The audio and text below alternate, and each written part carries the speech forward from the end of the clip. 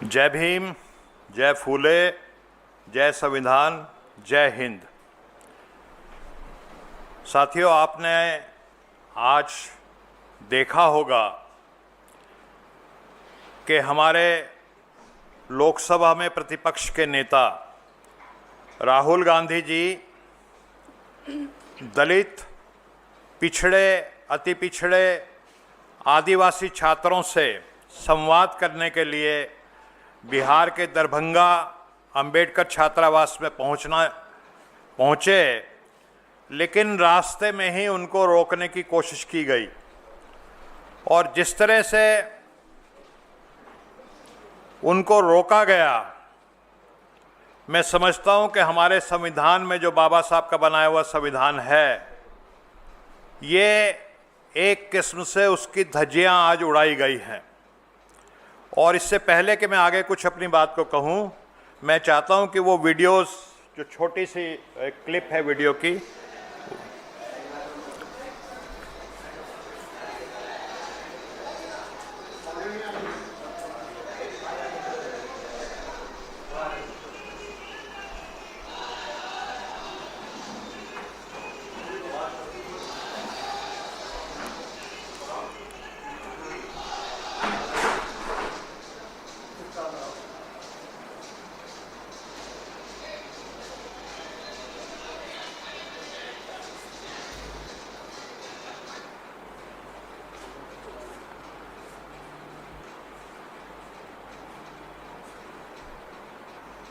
ST अति पिछड़ा hostels में जाने की कोशिश कर रहा था, आपसे बात करने की कोशिश कर रहा था, और यहाँ पे सरकार ने रोक रखा है। ये देखिए सामने क्या तमाशा हो रहा है।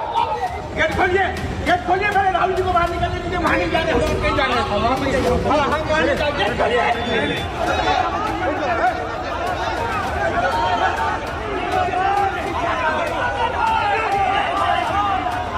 चाहते हैं कि मैं आपसे ना मिलूं, आपकी जो मांगे हैं वो ना उठाऊं, मगर रोका नहीं कर सकता।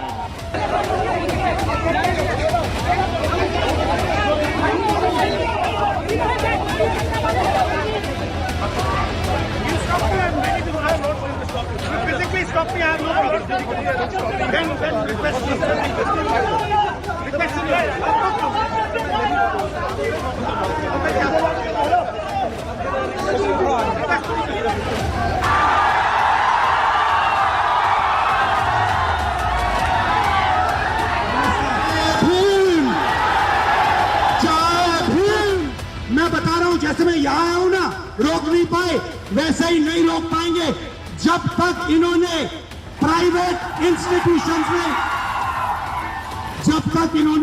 इंस्टीट्यूशंस में रिजर्वेशन नहीं किया, तब तक हम आगे बढ़ते जाएंगे, लड़ते जाएंगे।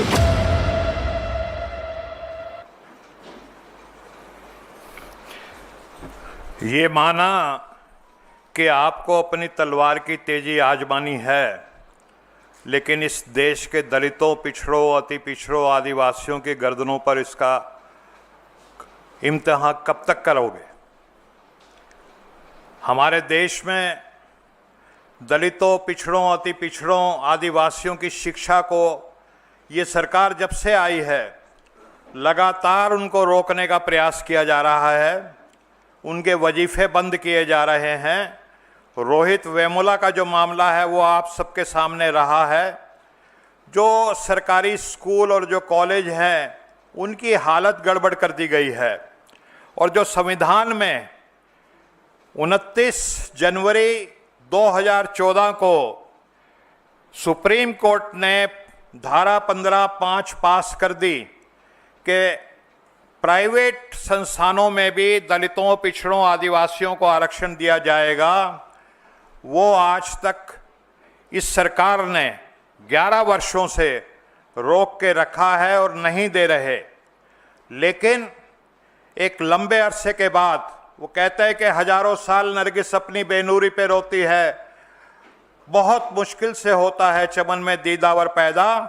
तो एक लंबे अरसे के बाद इस देश के दलितों, पिछड़ों, आदिवासियों, अति पिछड़ों, अल्पसंख्यक के लोगों को एक ऐसा नेता राहुल गांधी के रूप में मिला है जो उनकी लड़ाई को लड़ रहा है। और राहुल जी ने 29 जुलाई को लोकसभा में 2:41 पर एक स्टेटमेंट दी थी। सामने सत्ता के लोग बैठे हुए थे, हुकूमत के लोग बैठे हुए थे, मोदी सरकार के मंत्री बैठे हुए थे और राहुल जी ने वो ऐतिहासिक शब्द कहे थे कि सुन लीजिए, इस बात को आप पसंद करें या ना करें, यू मे लाइक और you may not like it, लेकिन इसी लोकसभा के कार्यकाल में जाति जनगणना हम लागू करवा करके रहेंगे। और आज फिर राहुल जी ने दरभंगा के इस कार्यक्रम में, जिसमें उनको जाने से रोकने की कोशिश की गई, एक बार फिर वो प्रोफेटिक वर्ड्स बोले हैं कि इस सरकार से जो संविधान में हमारे 15(5) जो हमारा आर्टिकल है, जो इस देश के दलितों, पिछड़ों को, आदिवासियों को, अति पिछड़ों को प्राइवेट संस्थानों में आरक्षण का अधिकार देता है, ये मोदी सरकार जिसको लागू नहीं होने दे रही। और मोदी सरकार अपनी जो कठपुतली है, नीतीश कुमार जो उनका मुखौटा है, डबल इंजन की सरकार जिनको बोलते हैं, ये उसके द्वारा राहुल गांधी दलित पिछड़ों के, आदिवासियों के, अति पिछड़ों की शिक्षा की बात ना करें, उनके लिए सामाजिक न्याय की बात ना करें। आज उनको रोकने की कोशिश की गई, लेकिन उनको वो रोक नहीं पाए। मुख्य सड़कों पे बैरिकेड लगा दिए गए, लेकिन राहुल जी अपनी कार से उतर करके पीछे की सड़कों से जा करके वो अपने गंतव्य स्थान पर पहुंच गए। विक्टर हुगो ने कभी कहा था, no power on earth can stop an idea whose time has come. Social justice एक ऐसा ट्रांसफॉर्मेटिव आइडिया है जिसका समय आ चुका है। और राहुल गांधी जी इस आइडिया के, इस मूवमेंट के, इस आंदोलन के नेता, जननायक, न्याय योद्धा और हमारे संविधान के रक्षक बनकर के उभरे हैं। अगर ये मोदी सरकार या नीतीश सरकार ये सोचती है कि उनको रोक लेंगे, तो वो उनकी गलतफहमी है और आज ये साबित हो गया। तो वो समय चला गया जो मनुवादी ताकतें थी, एक समय इस देश के दलितों, पिछड़ों, आदिवासियों को रोकती थी शिक्षा से। एकलव्य का अंगूठा तक काट दिया गया कि वो शिक्षा ना लें, लेकिन अब वो मनुवादी ताकतें अपनी मंसूबों पे कामयाब नहीं होंगी। और राहुल गांधी जैसा नेता इस देश में, इस संविधान में जो कुछ भी लिखा है, उसको सामाजिक न्याय, आर्थिक न्याय, राजनीतिक न्याय भारत में आकर के रहेगा और इसको ज़्यादा लंबे समय तक रोका नहीं जा सकता। और 90% इस देश के जो दलित, पिछड़े, आदिवासी, अति पिछड़े लोग हैं, जिनको हर तरह से, चाहे वो मेडिकल संस्थान हो, चाहे शिक्षण संस्थान हो, उनसे बाहर रखा जाता है। लेकिन अब वो स्थिति बहुत जल्दी बदल जाएगी। फिलहाल मैं इतना ही कहना चाहता हूँ और मैं अपने साथी महिमा जी से कहूँगा कि वो अपनी बात को रखें। ऋतु, जय भीम साथियों। आज चूंकि मीडिया का काम होता है सवाल पूछना, लेकिन आज मेरे मन में एक सवाल है कि मैं आपसे पूछूं, शायद मुझे इस बात की जानकारी नहीं है और शायद हम सभी को जानकारी नहीं है जो सामाजिक न्याय की आवाज़ उठा रहे हैं, क्या इस देश में इमरजेंसी लगी हुई है?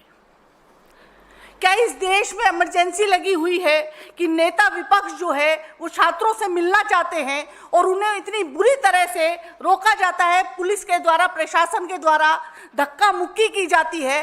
क्या इस देश में अब ये हालात आ गए हैं कि राहुल गांधी जैसे जननायक, जो कि भारत जोड़ो यात्रा में कन्याकुमारी से चले कश्मीर तक और एक सामाजिक न्याय की जिन्होंने आवाज उठाई, आज जिस क्रांति की आगाज जो उन्होंने किया, आज देश का बच्चा बच्चा उस क्रांति का जनक बन चुका है, उस क्रांति का आगाज बन चुका है।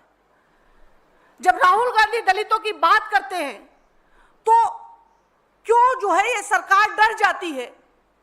ये तो बिहार का बच्चा बच्चा जानता है नीतीश जी कि आपने अपना जमीर तो गिरवी रख ही दिया था सरकार के पास में, लेकिन क्या अब आप सरकार के चौकीदार भी बन गए